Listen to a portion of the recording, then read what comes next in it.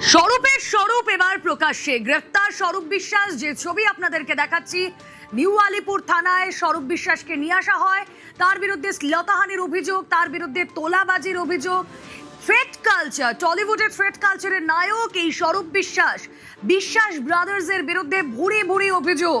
প্রাক্তন মন্ত্রী অরূপ বিশ্বাসের ভাই স্বরূপ বিশ্বাস, তার ভয়ে নাকি টলিউডে বাঘে গরুতে এক ঘাটে জল খেত। তার অঙ্গুলি হেলনেই চলতো গোটা ইন্ডাস্ট্রি।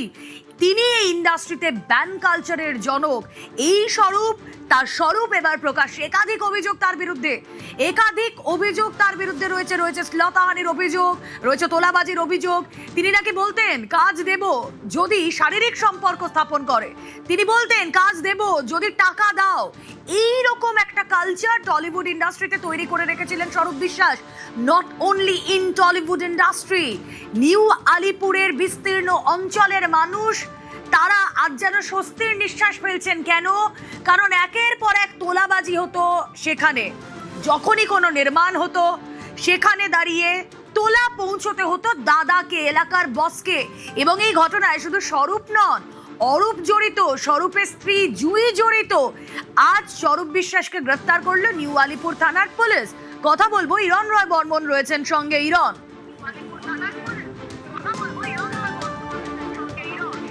দেখো, স্বরূপ বিশ্বাস তিনি অরূপ বিশ্বাসের ভাই, রাজ্যের প্রাক্তন মন্ত্রী, ক্রীড়ামন্ত্রী তার ভাই, এবং শুধু তিনি, তার স্ত্রী জুঁই বিশ্বাস তিনি ছিলেন বিধায়ক।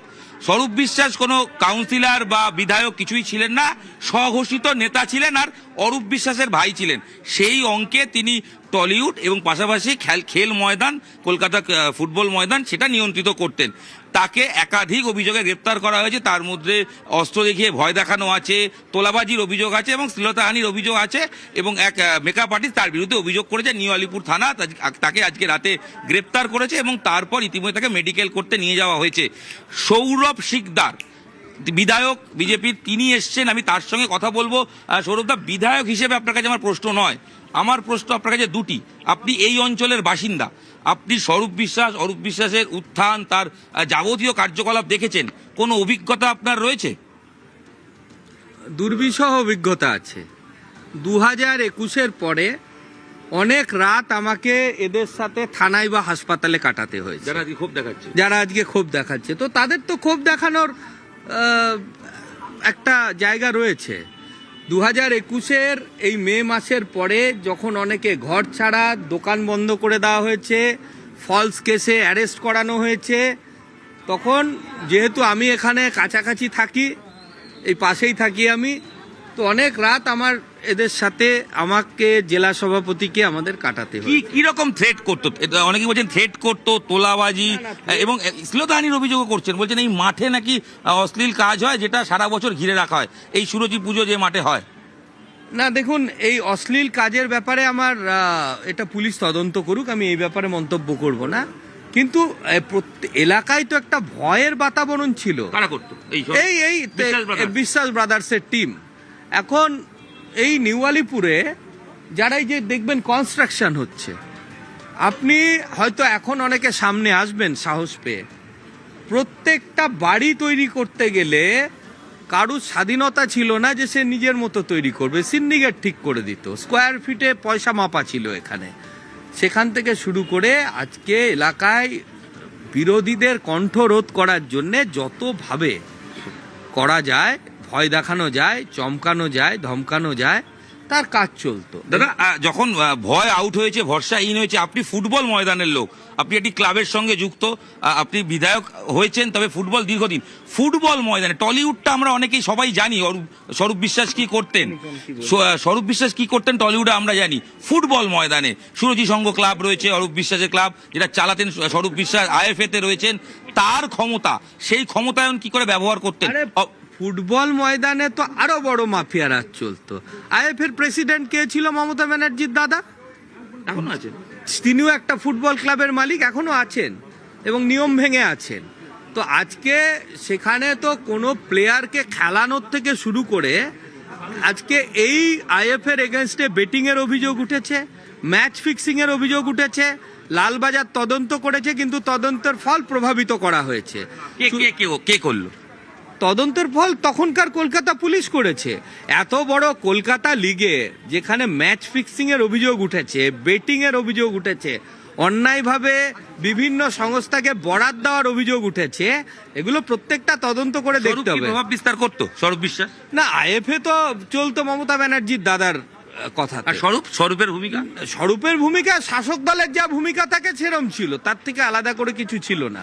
শাসক দলের তো আপনি বলুন, ঠক বাজতে তো গা উজাড় হয়ে যাবে। আপনি আজকে থানায় এলেন, অলরেডি আপনি পুলিশের সঙ্গে কথা বললেন, বলে গেলেন যে যারা যে অভিযোগ জানাতে আসবেন তারা যেন নেওয়া হয়। কি কথা হলো পুলিশের সাথে? না, আমি যেটা ওসি আমাকে বলেছিলেন, যেখানে মব একটু আউট অফ কন্ট্রোল হয়ে আছে, আমাদের মুখ্যমন্ত্রী বারবার বলেছেন আইন যাতে কেউ হাতে তুলে না নেয়। আমি এসে আমার দলীয় কর্মীদের সঙ্গত কারণে ক্ষোভ থাকলেও বুঝিয়ে বলেছি, এবং ওসির সাথে যেটা আমার কথা হয়েছে, প্রত্যেকটা লোক এখানে যারা দাঁড়িয়ে আছেন তাদেরও বলছি, নির্ভয়ে আপনারা আপনাদের যা অভিযোগ আছে থানায় জমা দেবেন, পুলিশ প্রত্যেকটা অভিযোগের তদন্ত করবে। একদমই। আমি তোমায় দেখাবো যে ক্লাবের মাঠের কথা বলা হচ্ছে, সুরুচি সংঘ এই মাঠে পুজো হয়। যদিও এই মাঠটি বা এই যে জমিটি, এটা কিন্তু কোনো ক্লাবের জমি নয়, যেটা সূত্রের খবর এটি একটি সরকারি জমি। এটা দখল করে রাখা হয় সারা বছর এবং ঘিরে রাখা হয়। এর ভেতরে নাকি একাধিক অফিস রয়েছে, সেই অফিসগুলোতে নাকি অপরাধমূলক কাজকর্ম, থ্রেড কালচার সব নাকি এখানেই হতো। এই হচ্ছে সুরুচি সংঘ লেখা বোর্ড, এবং তার পাশে দেখা যাচ্ছে পুরোটাই ঢেকে রাখা রয়েছে। এখানে যারা রয়েছেন তারা বিক্ষোভ দেখাতে এসেছিলেন, তারা এখনো রয়েছেন, তারা বসে প্রতিবাদ জানাচ্ছেন, ক্ষোভ দেখাচ্ছেন। এই মুহূর্তে দাঁড়িয়ে যারা এইখানে রয়েছেন, এই দিদি রয়েছেন। দিদি, আপনি এখানে থাকেন তো? এখানেই থাকেন? হ্যাঁ হ্যাঁ হ্যাঁ। এই মাঠটায় কি আছে? এই মাঠটাতে অ্যাকচুয়ালি স্বরূপ বিশ্বাস বা সুরুচি সংঘের, এটা অ্যাকচুয়ালি এলআইসির মাঠ। এটা সুরুচি সংঘ যখন পুজো করে তারপর থেকে কি করে, এটা সাধারণত বাচ্চাদের খেলাধুলার জন্য করা উচিত ছিল, কিন্তু এই মাঠটাকে কি করেছে ওরা, পুজোর পরেও তিরপল দিয়ে একদম নিশ্চিত নিরাপত্তার ঘেরাটোপে ঘিরে রেখেছে। এবং যদি দেখা যায়, এইটা একটা এসি অত্যাধুনিক সুবন্দোবস্ত এই রুমের ভেতর আছে। রুম? হ্যাঁ, একটা বিশাল আকার রুম আছে। এই রুমটা ইলিগাল, মাঠের মধ্যে রয়েছে। এই মাঠটা পুজোর পর বাচ্চাদের খেলার জন্য করে দেওয়া উচিত, কিন্তু এটা দিনের পর দিন। এই রুমে কি হতো? এই রুমে অনেক রকম কাজ হতো, বখরা পাওনা, দেনা পাওনা, এইসব কাজকর্ম করতো। যারা ছিল স্বরূপ বিশ্বাস টিম। স্বরূপ বিশ্বাস? হ্যাঁ হ্যাঁ। আজকে এই গ্রেপ্তারের পর কি বলবেন? মানে ভয়ের গ্রেপ্তারের পর ভয় কমলো? ভয় তো অবশ্যই কমলো। যে দাদাগিরি, যে সিন্ডিকেট রাজ ছিল, সেটা এখন আপাতত কমে গেল। টলিগঞ্জ থেকে শুরু করে নিউআলিপুর সমস্ত লোকের মধ্যেই একটা মানে ভয় ছিল যে যদি মুখ খুলি, যদি আমাদের কিছু হয়। কিন্তু একদম এখন কি হচ্ছে, জনসাধারণ প্রতিবাদ করছে। এই প্রতিবাদটা কিন্তু আজ থেকে 5 বছর 6 বছর আগে ছিল না। এই প্রতিবাদটা করলে, মুখ খুললেই তাই সে অ্যারেস্ট হতো। পুলিশকে ব্যবহার করে বিভিন্ন রকম কালচার। দিদি, এখানে কি তাই করতেন স্বরূপ বিশ্বাস? আমি তো একমাত্র শাহপুরে থাকি, কিন্তু ওনার বাড়ি শাহপুরে। আচ্ছা। কিছুদিন আগে তো ওনার বাড়িতে ইডি হয়েছিল। হ্যাঁ। তখন উনি কিন্তু লোক হিসাবে ভালো না, একদম ভালো। কেন? ওই যে তোলাবাজি, সবকিছু সিন্ডিকেট সবই আছে ওনার মধ্যে। এবার ওনাকেই সবাই ভয় পেত। আমরা ভয় দেখাতো, প্লাস যেহেতু আমরা বিজেপি করতাম বলে ওনারা আমার পিঠের চামড়াও গুটিয়ে বলেছিল। Thread culture.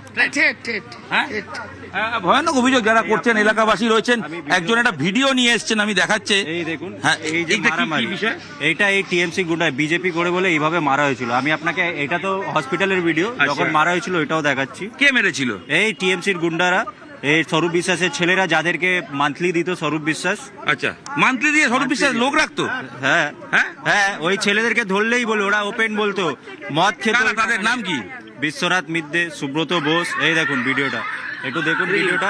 বাড়িতে ঢুকে মহিলাদের উপরে গায়ে হাত দেওয়া হচ্ছে। এই যে গেঞ্জি খুলেছে লোকটা আছে, এই যে এই দেখুন। কে করছে? এই তো স্বরূপ বিশ্বাসের দমে এরা করতো।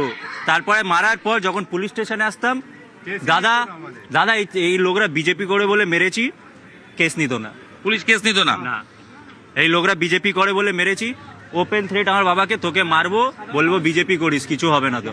দিদি, আপনি সাধারণ মানুষ তো, এখানে থাকেন তো, হ্যাঁ? স্বরূপ বিশ্বাসের ভূমিকা কি করতেন? যারা যা বলছে তাই, এত লোক যে কথাটা বলেছে সেইটাই কাজ করতো।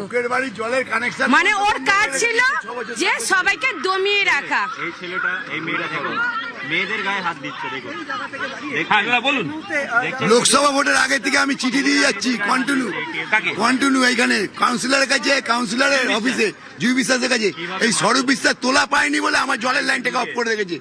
আর স্বরূপ বিশ্বাসের আন্ডারে বাড়ির জলের লাইন অফ। আমার ঘরে একটা বাচ্চা ছেলে পেচ্ছাপ করলে যেরকম ভাবে জল পড়ে সেইভাবে জল পড়ছে এই লোকসভা ভোটের আগে থেকে। এখনো পর্যন্ত আমি ইয়ে করছি, চিঠি দেওয়া দেরি হচ্ছে। এখনো পর্যন্ত ওনার যে আন্ডারে যে অরিন্দম নাকি, সে এখনো পর্যন্ত জলের কানেকশন দিচ্ছে না।